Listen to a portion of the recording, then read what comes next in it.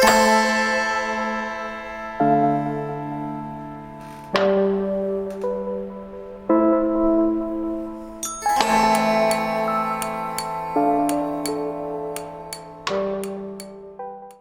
I was in high school, I wanted to be a medical doctor because my mom was a medical doctor.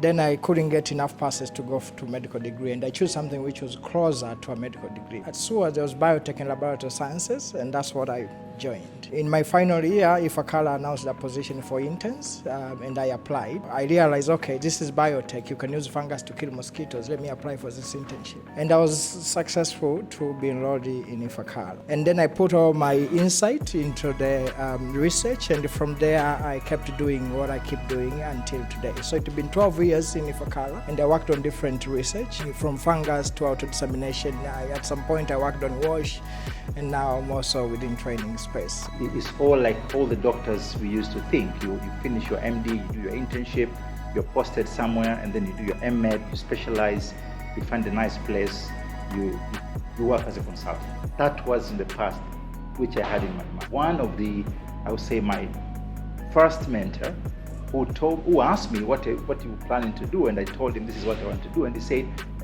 think about going somewhere else and look at other opportunities, look at other options in your life.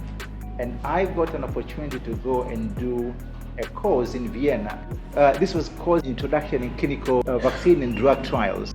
And I think that completely changed my perspective in science, and that really pushed me into research. You should not all the time depend on others.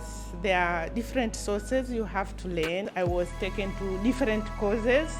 I attended the special health economics course in London School, and attended other short courses.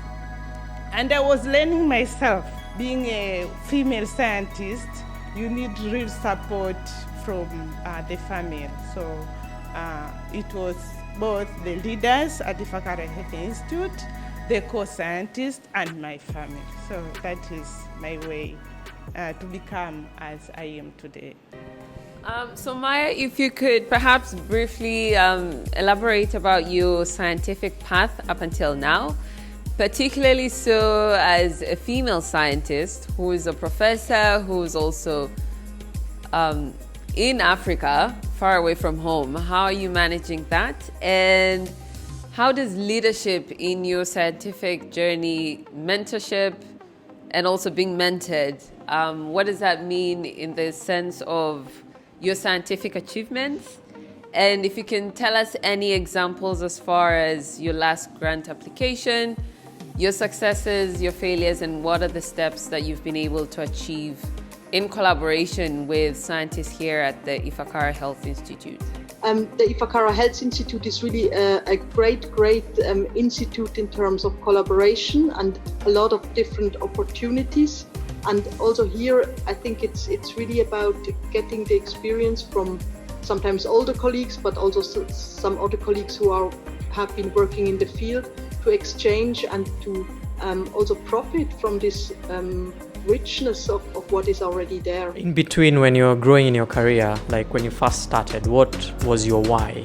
Like what was it that was motivating you, like to now that you have started like being in research? What is it that motivated you to move forward? And then now at the level that you are, what is it that still motivates you to do science?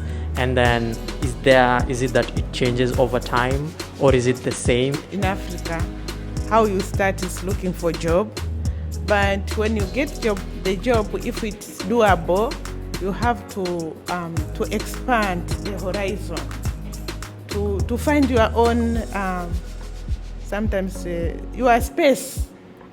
How can you really excel? Get some inspiration from the work you're doing. I think that would always keep you moving, because there are hard moments in this pathway. So if you don't love what you do, I'm sure you will drop somewhere. I think I'm going to be negative in terms of time management. I think it's okay to say no sometimes. So if, let's say someone is saying, can you mentor 5 students?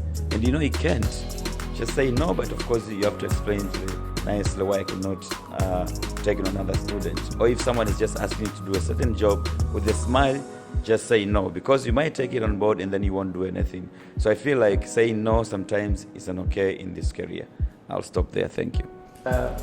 It's quite possible that if you are not careful, you may take too much and you do a bad job out of it, and that leaves a very negative impact on the person you are supposed to mentor. When you have a mentor, don't think that it's a one-way relationship, that is, you are only gaining from the mentor. Always think win-win, that the mentor is mentoring you, but also structure that relationship to make sure the mentor is also getting something out of you, and maintain that relationship.